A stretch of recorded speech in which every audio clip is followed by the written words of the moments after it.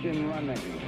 Liftoff. We have a liftoff. Good evening. It is 5:08. I'm Eric Erickson. This is Atlanta's Evening News. The phone number 404-872-0750 1-800 WSB Talk. We've got audio of Stacey Abrams. She's down in farming territory in South Georgia. I believe this was at Georgia Southern.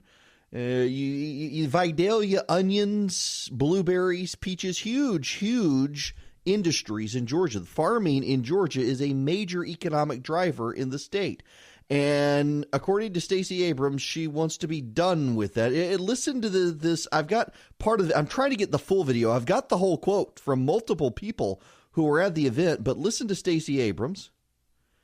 Let's see. Where's the audio button here? I sold it for you, and then the thing was on mute. Here we go. Listen. A lot of different jobs, because people shouldn't have to go into agriculture or hospitality to make a living in Georgia.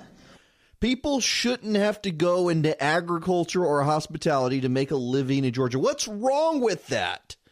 I don't think we force people into any of those industries, at least not in the 21st century. Good gracious. The state has moved on, but because people shouldn't have to go into agricultural hospitality to make a living in Georgia. Who's forcing them into these? This is part of the problem with the Atlanta thinking that's kind of embodied in the Abrams campaign. It's trying to build a coalition of white progressives and black voters across the state. So Atlanta whites and black voters across the state. And it's this idea that nobody wants to work in hospitality. No one wants to work in agriculture. Everybody wants the trendy hipster job in digital media in Atlanta. Now, here, let me give you her full quote that she said, and I'm trying to get you the full video. I want to create a lot of different jobs. First of all, let's just stop right there. I want to create a lot of different jobs. I don't want any governor in the state to create jobs. That's called socialism, communism really, but socialism, an economic system whereby the government has command and control over society. I don't want that. You should not want that. It has never worked well. Look at the boondoggles in California and elsewhere of governments trying to create industries.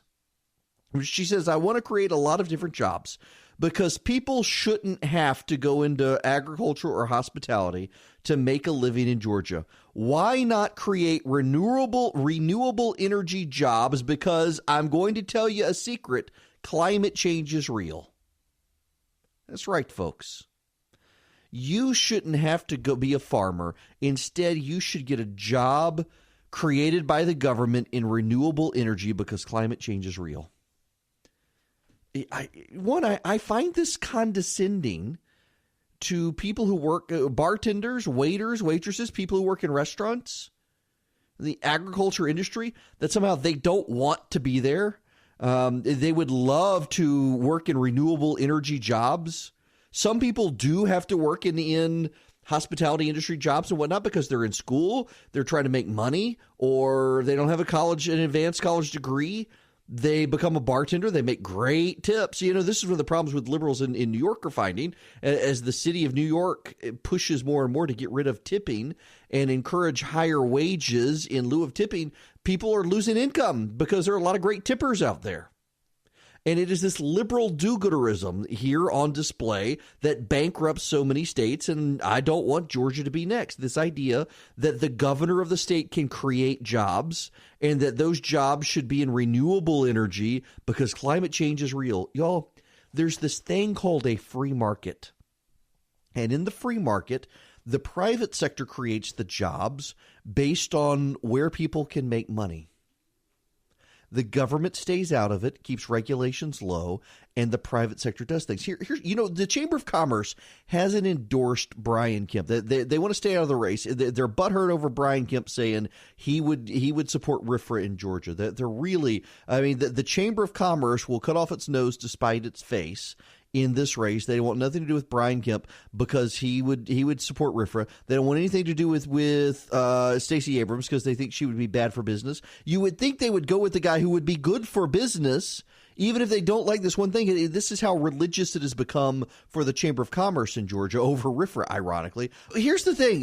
For the Chamber of Commerce guys, who they're literally sitting this race out because of RFRA. They refused. They had their big meeting. Abrams came and Kemp came, and they chose not to endorse Brian Kemp because of RFRA. Ponder how anti-religious the Chamber of Commerce in Georgia has become. Nonetheless, I mean, talk about cutting off your nose to spite your face. Here is a candidate for governor in Georgia saying the governor should have the power to create whole industries in the state and direct people into those jobs.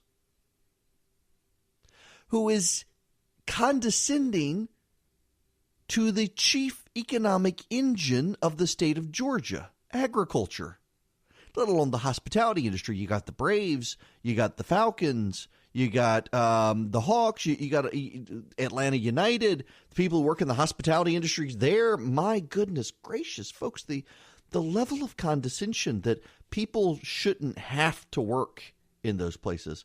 What if they want to work in those places?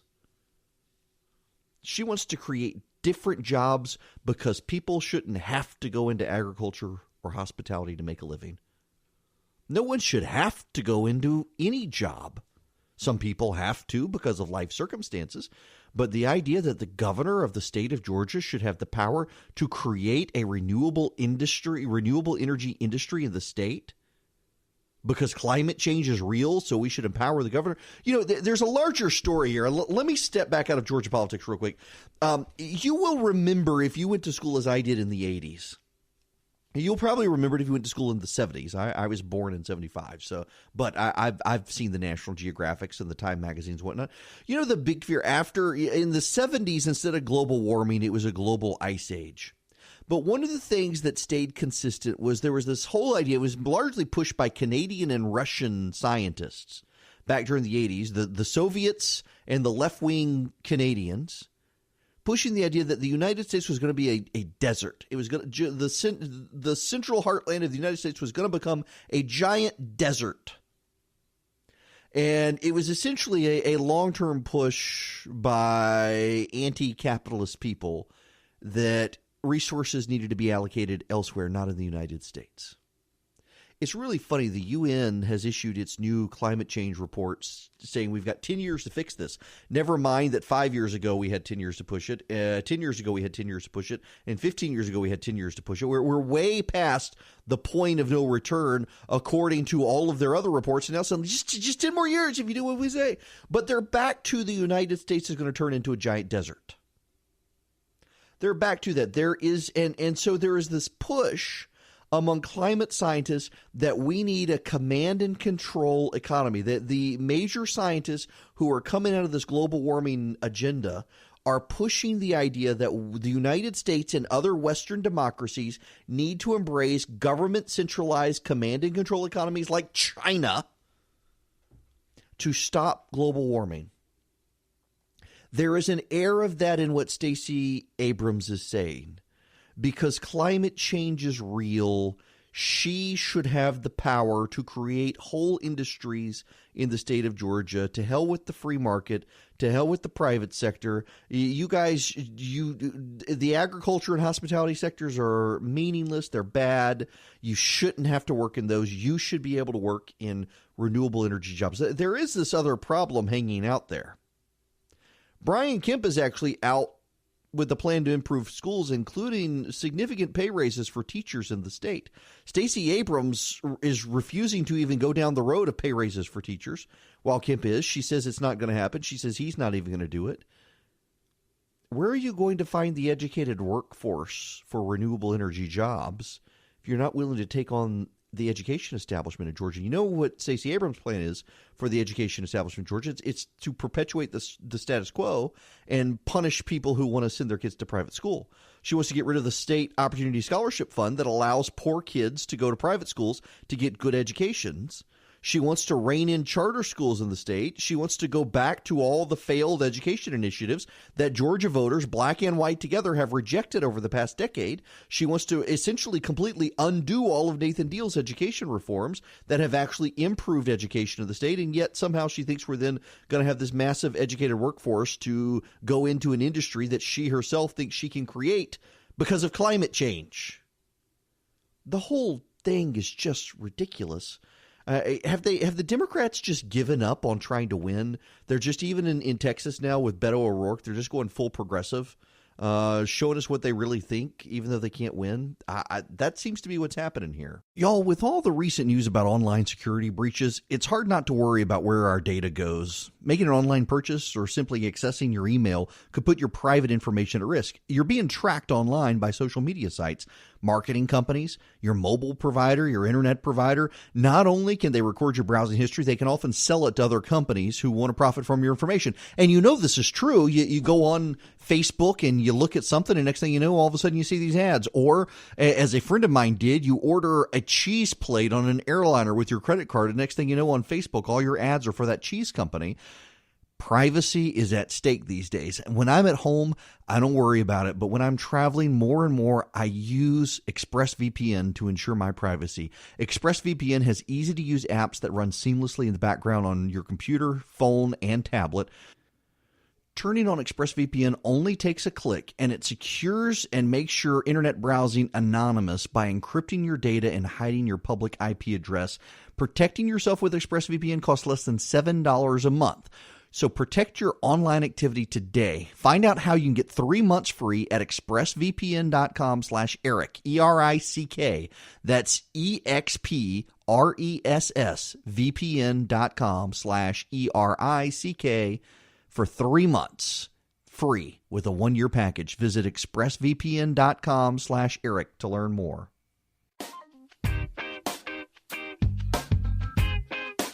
It's 27 after the hour. The phone number 404-872-0750, 1-800-WSB-TALK.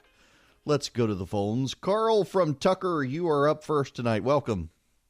Hey, Eric. How are you tonight? I'm great. How about yourself? I'm great. Yeah, we watched that Stacey Abrams thing last night, and just an interesting note was the introduction. The young man that introduced her actually introduced her as Leader Abrams. Well, they got to call her. So she was the minority leader in the House of Representatives in Georgia. So technically she could be called that. But it's just so silly that because Brian Kemp is the Secretary of State, we got to call her something. So we'll call her Leader. Did they speak Russian afterwards? No, but he was really on to the thing of immigration. So that was his biggest thing. I'm telling you, it is. You know, the more these liberals speak, the more people realize it's just not good. When we come back, I want to shift gears. I had some other stuff I want to talk about, but I want to pivot. Early voting. I've got a breakdown on how early voting is playing out in the state, what people are seeing, and there's some new polling out about Brian Kemp and Stacey Abrams. We will delve into all of that and the play-by-play here in Georgia when we come back.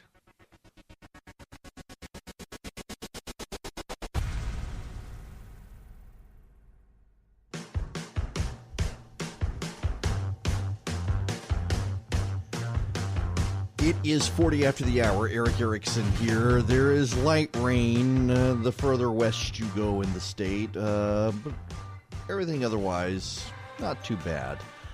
I want to review some of the polling for you. First of all, one thing that I think needs to be remarked upon is just how similar the polling dynamic is right now to what it was in 2014 when we had the last gubernatorial race. That was Jason Carter versus Nathan Deal. And in that race, Carter wound up getting 44% of the vote, Deal about 52% of the vote. The polling in the final 2 weeks of the race in October had Jason Carter ahead of Nathan Deal. Let's not forget that. The public polling had Jason Carter ahead of or tied with Nathan Deal in the final 2 weeks of the campaign. And Carter wound up getting 44%, Deal got 52%. But most of the polling, the Michelle Nunn polling, David Perdue polling, and even the Carter polling versus Deal polling in September and most of October very much echoed what we're seeing right now, a very tight race, a race where the Republican looks like they have more of an ability to grow than the Democrat. There isn't a huge ceiling. It seems to me that we have a very similar situation here now. And you have more polling. The AJC is reporting new poll out. I think it's their poll. Has it basically 47-46. Kemp ahead of Abrams, so statistically tied. But the president's approval is at 49%. Brett Kavanaugh's support is at 49%. Right direction for the country, roughly 50%. This doesn't really seem like a poll that would suggest that Abrams has anywhere to go. This is, again, most of the polling. If you look back historically, go to the Nathan Deal Roy Barnes race, go to the Sonny Perdue Roy Barnes race. The Mark Taylor race is an exception because Taylor did such an abysmal job running his race. But all these other statewide races, it all seems to be very Republican. And the early voting trends bear that out. Here's the early voting data from the AJC. The Secretary of State's office reports 75,000 people voted on Tuesday. There were 70,000 that voted Monday. 145,000 early in-person votes have been tallied. 69,006 mail-in ballots have been returned. That 214,171 total votes cast is 3 times higher than the 2014 period. We're headed more towards a presidential turnout. Now, Democrats say roughly 1/3 of early voters who didn't cast ballots in the 2014 midterm are now engaged, and that's kind of Stacey Abrams' strategy to win, is to turn out those people. But there's a problem here, and Todd Ream, who's a Republican strategist, has pointed this out, and the AJC documents this. Todd Ream found that of the early votes, 49,000 were cast by people who voted in the Republican primary compared to 39,000 who voted in the Democratic primary. So you got more people who voted in the Republican primary casting early votes than the Democrats. 70,000 of the people who voted early cast votes in the 2016 Republican presidential primary, while only 44,000 did so in the Democratic contest in 2016. So it looks like the people who are turning out are actually turning out in Republican areas. And then there's this, Todd Ream found as well. 15,220 of the voters who skipped the last 2 primaries came from counties President Trump won by more than 70%, which, voters tend to vote in areas where they're the same. So you've got these people turning out from very Republican areas. The data looks, if you're the Kemp campaign, you got to be thinking this data looks okay for me. When you take all of the public polling, and here's the thing, I think public polling is starting to go away. Other than polling will be done by universities and major institutions. But a lot of the public polling out there is so bad. I mean, just go back to 2014 when polling was not considered to be that bad. And the gubernatorial polling in Georgia was terrible. Pollsters don't do a good job in Georgia of polling, and they haven't for a very long time. The ones who do are the private polling firms that we don't see. We don't see the private polling firms because the private polling firms are supporting the candidates, and they don't release their private polling. The only private internal poll we have seen is from the Abrams campaign, and they wanted us to believe she was ahead of Brian Kemp, and no one took that poll seriously, including other Democrats.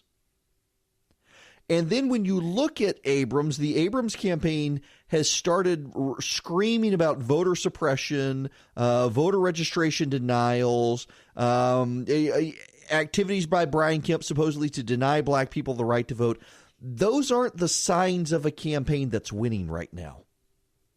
The Kemp campaign is out there with a message of he's going to be good for jobs, he's going to get people working, and Abrams is going to wreck the economy. The Abrams campaign is out screaming about voters are being denied the right to vote. That doesn't sound like a winning message at the end either. Now, the media spin is that, oh, she's just trying to fire up her base. I'm sorry, it doesn't fire up your base when you tell them that if you show up to vote, you're not going to be able to vote. But that's the message right now. None of that looks like a campaign that's winning to me.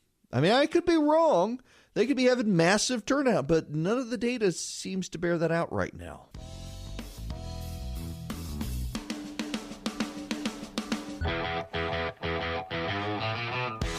It is 55 after the hour. Eric Erickson here. Light rain in the area, particularly on the west side. Closer you get to Alabama, more likely it is to rain. The Carroll County area has a lot of sprinkles, nothing heavy.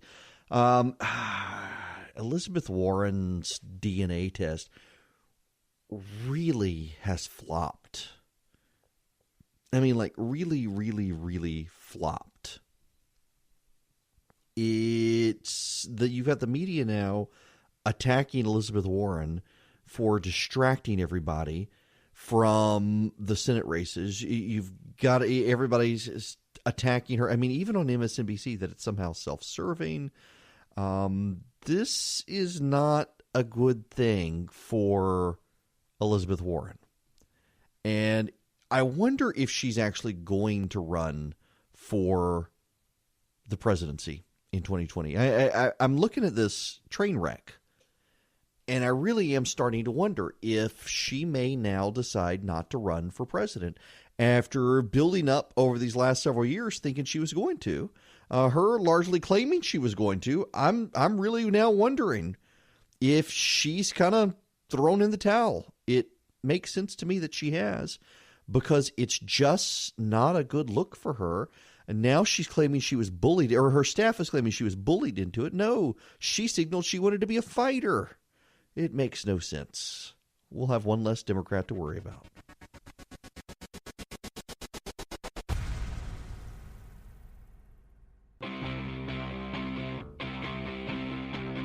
Three, two, 1, 0. All engine running. Liftoff. We have a liftoff. Good evening. Welcome. It's Eric Erickson here. News 95.5 AM 750 WSB. The phone number 404-872-0750 1-800 WSB Talk. I want to try something I have never tried before, just to audience sentiment. I suspect how it's going to go. I'm actually somewhat curious, though. I want you to text who you're going to vote for. The phone number for texting is 345-345. All you got to do is text Abrams, Kemp, or undecided. It's 345-345. Text Abrams if you're voting for Stacey Abrams. Text Kemp if you're voting for Brian Kemp. Or text undecided if you haven't made up your mind to 345-345. I'm just personally curious to see how this shapes up. What I'm actually interested in is the undecided number, because I think most people at this point know they're voting for Kemp or for Abrams. But I wonder how many undecideds there are, particularly in this audience. A talk radio audience tends to have the lowest number of undecided people. If you listen to talk radio, you tend to be able to make up your mind on things. That's not insulting people who haven't. I'm actually interested in those who haven't made up their mind. And I know there are a number of, in the Buckhead area in particular, has the highest number of Republican undecideds. And I do think that has something to do with the way the Republican primary and runoff went down. I don't think those people will ultimately vote for Stacey Abrams, but they claim to be undecided. But anyway, if you want to, text to the number is 345-345. Abrams, if you're for Abrams, Kemp, if you're for Kemp, or undecided if you're undecided. I'm not worried about the Libertarian candidate and the other people who may be on the ballot. I'm just worried about Abrams, Kemp, and the undecided people. Now, the media has begun to pivot and pounce on the Khashoggi story. The Khashoggi story being the story, the writer at the Washington Post who has ties to Turkey, I have now learned, had some ties to the Erdogan government there, and he is rather aggressively the Turkish government is rather aggressively pushing this story against Saudi Arabia, and now the American media has pounced on the president that his remarks on the American press are to blame. I want to play this montage of the media for you. We've got a president that has already named journalists as being the enemy of the people. So don't be surprised when other countries take on a journalist, murder him, chop him into pieces, and dispose of him. Did Donald Trump, who has always been critical of the Washington Post, always been critical of its ownership, did anybody in the administration, did Jared Kushner, did they give MBS sort of a nod and a wink to say it's okay? The president expressing concern that Jamal Khashoggi is a reporter. He's a columnist, really, and a critic of the Saudi government. That stands in contrast with a message that the president has frequently sent to the American people and to his supporters, that the media are the enemy of the people. How do you square those two? I wonder if you look at what's happened in the last 12 days and you wonder if enemy of the people rhetoric, not just from President Trump, but also then from other world leaders, has anything to do with this. Anything at all. You say I can't compare the two. You say because this, the president's attack on journalists is because of inaccurate and fake news reported. That's kind of the same excuse the Iranians use, the Turks use, the Chinese use, and the Saudis use, right? Their issue is that these people who we think of as journalists are reporting inaccurate and fake news about those governments. So you can see the connection I'm making, right? Yeah, you can see the connection, all right. They're trying to lay the blame for Jamal Khashoggi at the president's feet. Now, we need to actually have a more substantive conversation about this. I've touched on it a little bit, but there's something for you to consider here that I think we need to consider. This may be my topic for my syndicated column this week. I don't know. So it is exceedingly likely at this point that the Saudi Arabians murdered this Washington Post writer. Anonymous reports from the Turks claim they have the audio that Khashoggi, who again had ties to the Turkish government, that he had a audio feed. They claim that he was murdered right after he got into there was no interrogation, there was no delay. They went straight to killing him. That they apparently held him down and began carving him up while he was still alive. They eventually sedated him. He died in the process of this, and now the Turks claim that they then dissolved his body in acid and essentially flushed him down the drain. First of all, I don't know that we should. It looks more and more likely that, yes, this man was killed, and he was killed in the Saudi embassy. He was seen going into the Saudi embassy. He was not seen leaving the Saudi embassy. And the Saudis say he's not there. So if he's not there and all the security surveillance shows he went in but didn't come out, well, then he must be dead. And the Saudis were the only ones inside the Saudi embassy. They must have killed him. I think it's very plausible here. But I think what is equally plausible is that a lot of people are seizing on this to attack the Saudi government because they're really upset over the Iran deal. They don't like our close relationship with the Saudis. Barack Obama had a real interest in undermining that relationship, which he did. His staff, now in place in Washington, is pushing very, very hard to scuttle our relationship and impose sanctions. And by the way, I think sanctions are justified. If a writer for an American newspaper is chopped into pieces and dissolved in acid and flushed down the toilet in the embassy of a foreign country, we should be imposing sanctions at a minimum on them. But there is something else we do need to consider here. They're our bad guy. I know people don't like to talk about this these days. We supposedly have moved on from this Cold War issue. But the Saudis are our bad guys. And they help us advance our agenda against the Russians, against the Chinese, against the Iranians, and increasingly against the Qataris. I don't know that we want to get rid of the relationship. I don't know that we want to scuttle that relationship.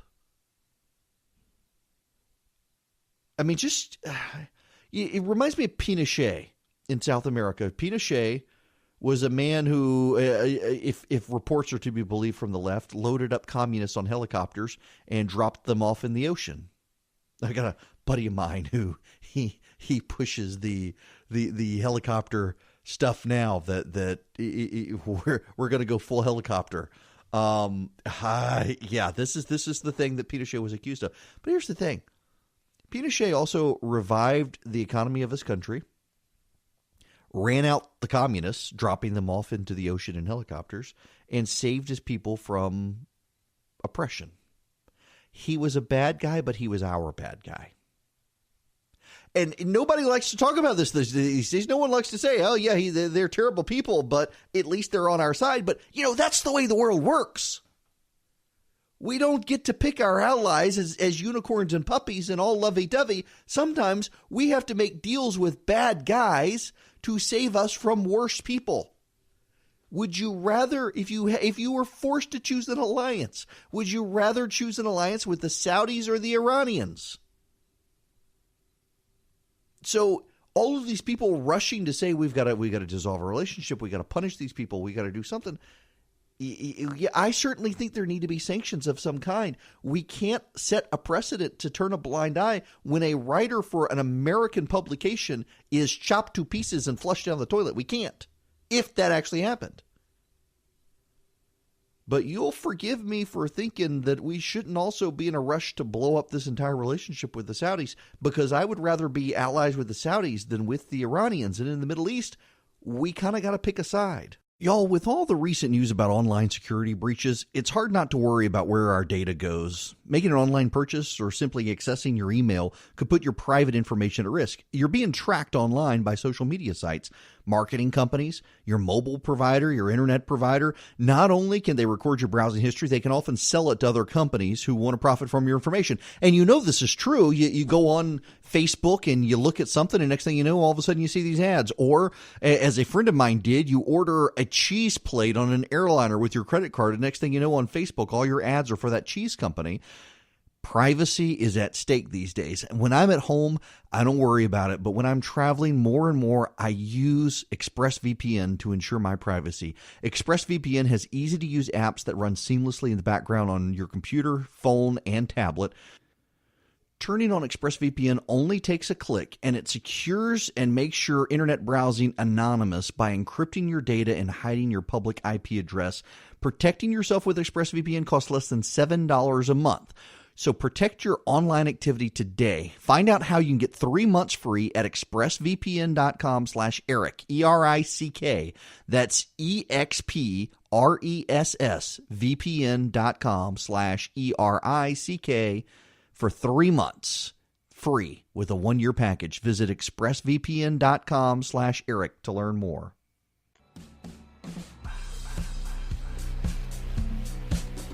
It is 26 after the hour. Y'all keep voting. To 345-345, text Abrams, Kemp, or undecided to let us know if you are voting for Abrams or Kemp, or if you're undecided still. Maybe I shouldn't say, I don't know. So I announced this at the beginning of the hour. We've gotten over 5,000 votes so far. 5,000 votes in 30 minutes. We have a sizable listening audience. If you're driving, you shouldn't be texting and driving, but the rest of you text 345-345, Kemp, Abrams, or undecided. I can tell you what is very interesting here is that I have run the numbers preliminarily. Brian Kemp is winning 96.2% of the vote among our listener audience. There are actually more Abrams voters than undecided voters right now. There are still votes coming in. I can see them pouring in. There are lots and lots of votes pouring in, but Brian Kemp is crushing it with this listening audience, which does not surprise me in the least little bit, just given who listens. But I am interested in seeing how you vote. I am pleasantly surprised there are Abrams supporters who do listen to this program. And I'm also very interested in the number of undecideds this close to the election. We may have to do some digging there. Nonetheless, text Kemp, Abrams, or undecided to 345-345. I'm not worrying about the Libertarian who doesn't have a shot or any of the other candidates who don't have a shot. Just Kemp, Abrams, or if you're undecided. Actually, I'm curious about the people who are still undecided at this late point. When we come back, we got to move on. I want to talk about the Gulch and Ben Sasse. Why are people so mad at Ben Sasse?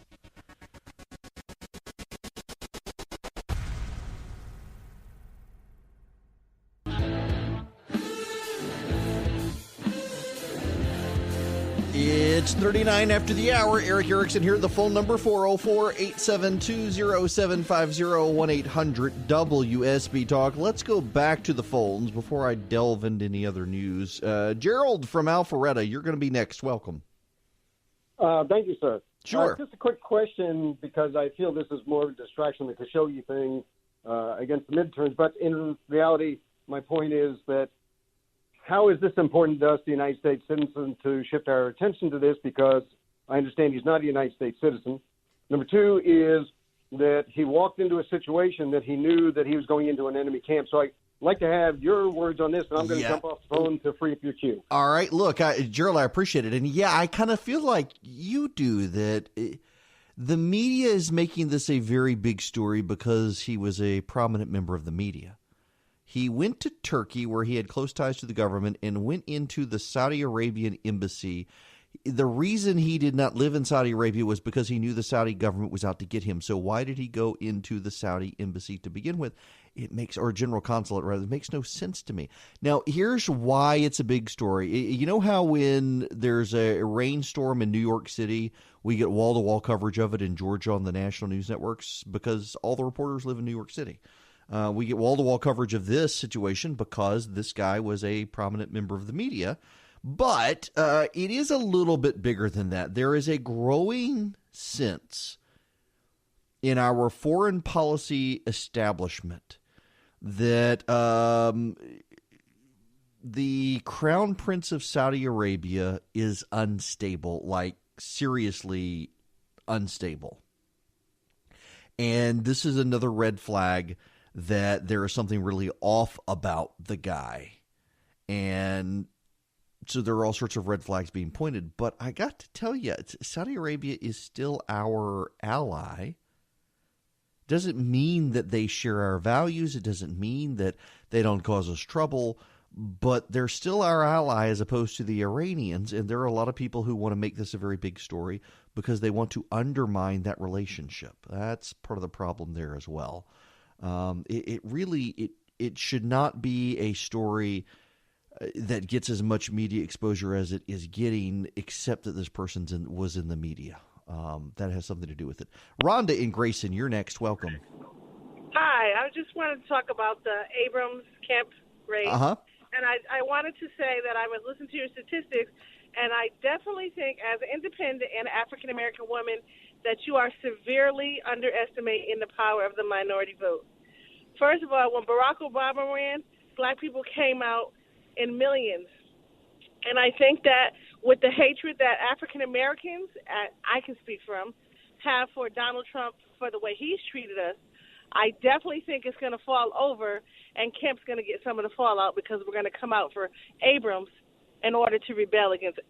I do think the race will be a little closer than it otherwise would be because of that factor. But at the same time, let's keep some perspective here. African-American voters in Georgia are not as fired up as they were when Barack Obama was on the ballot, and he still lost the state. You had higher voter enthusiasm for Barack Obama on the ballot in Georgia among black voters, and he still lost. Now, you can say there's been a big population shift, but there hasn't been a massive population shift enough to change that dynamic enough to put a Democrat in the majority. Certainly, Republicans are very mindful of the fact in Georgia that there is going to be a bigger wave of black voters in the state. Stacey Abrams has made it her business to get them registered and get them turned out to vote. But I'm just telling you that the actual numbers on the ground, forget the polling. The actual early voting numbers that we know of that are turning out, you can trace and see who's voted. And the majority of the people who have voted thus far are people who have regularly voted in Republican primaries. And I have a hard time believing that those people are people who are now suddenly voting Democrat. Again, keep in mind, I can't tell you who someone is casting a vote for in early voting. But I can tell you that this person has voted in early voting or in elections in the past in Republican primaries. I can't tell you which Republican they voted for, but I can tell you they voted in Republican primaries. So if you're seeing a majority of people showing up for early voting, and those people are people who have regularly showed up and voted in Republican primaries, you can presume that they're voting for the Republican this time as well, even though you don't know for sure. And those numbers show that Republicans are turning out more than Democrats right now. Now, George from Marietta, you're next. Welcome. Yes, I've been waiting for someone else to bring up the issue. Stacey Abrams is running 2 get-out-the-vote drives. According to AJC, she's drawing $100,000 a year salary from each. How can she do this when she's a candidate for governor? Well, they're independent corporations that she has formed. Brian Kemp is getting paid as Secretary of State. He's also got a side business that his family makes money from, and he's running for governor as well. So that's it. It's not illegal in Georgia for someone to start a nonprofit and get paid from that nonprofit while running for office. A lot of candidates actually, some candidates actually pay themselves a salary from their campaign. At least she's not doing that. There's really nothing illegal about it. This is what her living essentially is. She's a community organizer, and she's getting paid as such. Man, I said I wanted to get to Ben Sasse, but I felt like I needed to take your phone calls first. When we come, I'm going to go on and take a quick time out. When we come back, just a real quick word on Ben Sasse. His new book is out. I'm hoping to line up an interview with him as well and talk about it. But, man, the level of hatred from conservatives about Ben Sasse, who votes with the president 90% of the time, is just off the charts crazy.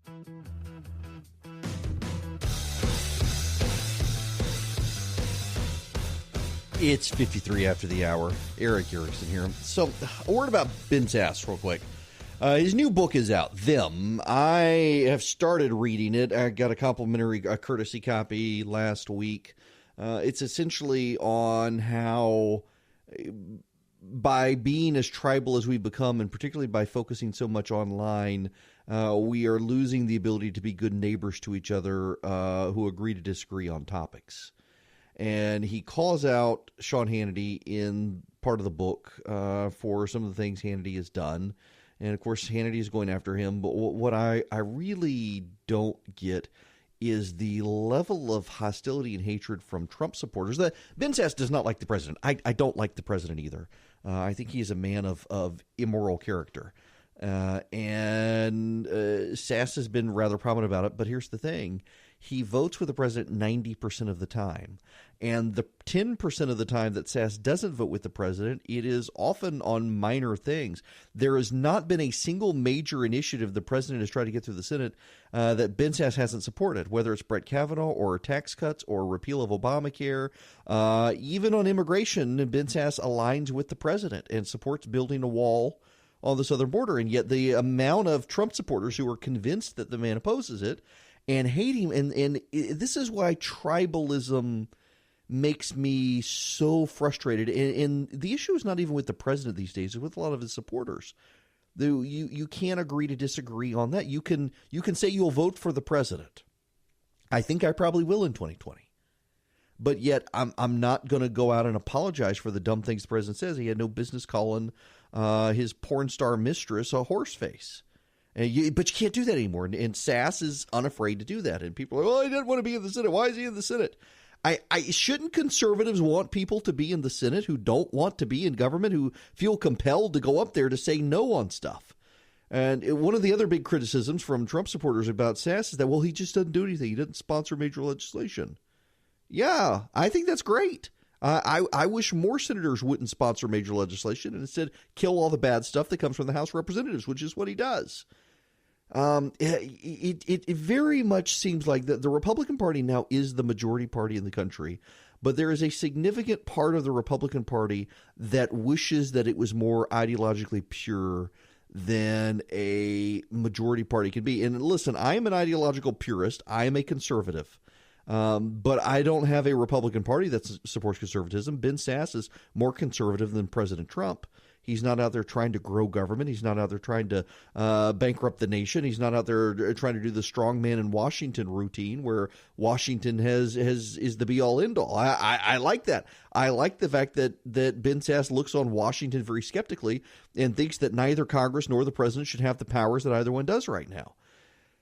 It's very frustrating to see that level of tribalism, to see friends of mine in talk radio hating on Ben Sasse, who they agree with each other, like 99% of the stuff they agree on. But, oh my goodness, he says bad things about the president and thinks we become too tribal, so we got to shut him down. He's actually right on the tribalism stuff.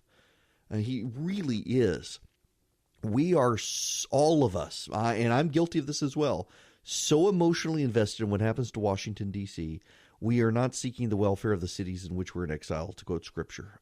And we all have to do a better job of that, to re-engage at the local level, not just local politics, but local charity as well, to be able to fix this thing. And that's Sasse's point in his book, is you should be looking local to your neighbors.